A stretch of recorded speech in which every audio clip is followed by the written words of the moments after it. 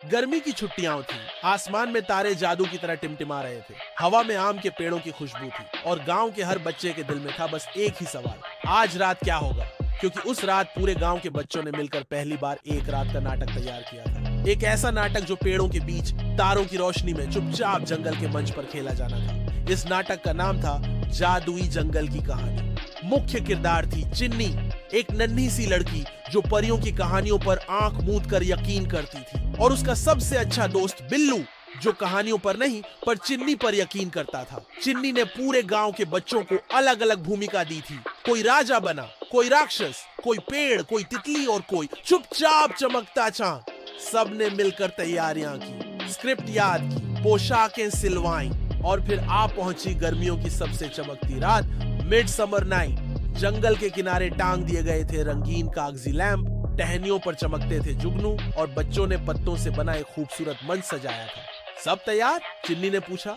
हाँ, सबने एक साथ कहा। लेकिन जैसे ही नाटक शुरू होने वाला था, कुछ अजीब हुआ। पेड़ों की शाखाएं सरसराईं, आकाश में अचानक एक हरा तारा गिरा और मंच के ठीक पीछे धुआं उठा। सब बच्चे रुक गए। क्या ये हमारे नाटक का हिस्सा था? बिल्लू ने पूछा। नहीं, चिन्नी बोली, ये कुछ और है। वो 3 कदम आगे बढ़ी और देखा वहां खड़ा था एक अजीब सा प्राणी, लंबा टेढ़ा मेढ़ा, आंखें नीली, सिर पर जुगनुओं का मुकुट। वो हंस रहा था। कौन हो तुम? चिन्नी ने पूछा। वो बोला, मैं हूँ ड्रामुक, नाटकों का जादूगर। हर उस रात आता हूँ जब बच्चे अपनी कल्पना से एक नई दुनिया रचते हैं।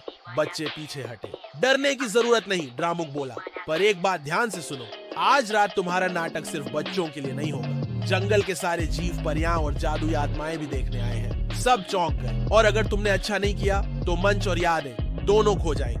हम कोशिश करेंगे, चिन्नी ने डट कर कहा। कोशिश नहीं, सच्ची भावनाएं चाहिए, वरना जादू अधूरा रह जाएगा, ड्रामुक बोला और धुएं में गायब हो गया। अब बच्चों के मन में डर भी था और जिज्ञासा भी। नाटक शुरू हुआ। चिन्नी ने परियों की रानी बनकर प्रवेश किया। मैं हूँ सपनों की रक्षक, इस जंगल को बचाने आई हूँ। बिल्लू ने राक्षस बनकर अट्ठास किया, मैं खा जाऊंगा सपने और लोरी भी। बाकी बच्चे तितली बने, हवा बने, फूल बने। और जब चांद की बच्ची बोली, हर बच्चा जब सोता है एक कहानी जिंदा होती है, तो पेड़ सच में झूम उठे। तभी एक रहस्यमय मोड़ आया। नाटक का राक्षस बिल्लू अपनी स्क्रिप्ट भूल गया। वो चुप खड़ा रह गया। सब चुप हो गए। जंगल शांत हो गया और तभी चिन्नी ने स्क्रिप्ट छोड़कर बिल्लू की ओर देखा। धीरे से बोली, अगर तुम नहीं बोलोगे तो डर जीत जाएगा। बिल्लू कांप रहा था। उसने आंखें बंद की और अपनी ओर से बोल दिया, मुझे डर लगता है, पर अब मैं परियों की तरफ हूँ। पूरा जंगल तालियों से गूंज उठा। पेड़ों से तितलियां निकली, फूलों से रोशनी निकली और आसमान में फिर वही हरा तारा उभरा।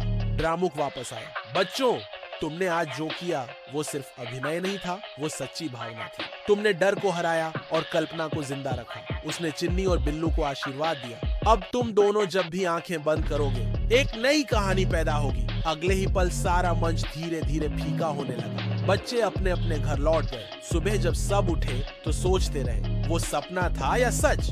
लेकिन चिन्नी के तकिए के नीचे एक चिट्ठी थी। शानदार नाटक के लिए धन्यवाद। अगली बार एक और भूमिका के लिए तैयार रहना, ड्रामुक।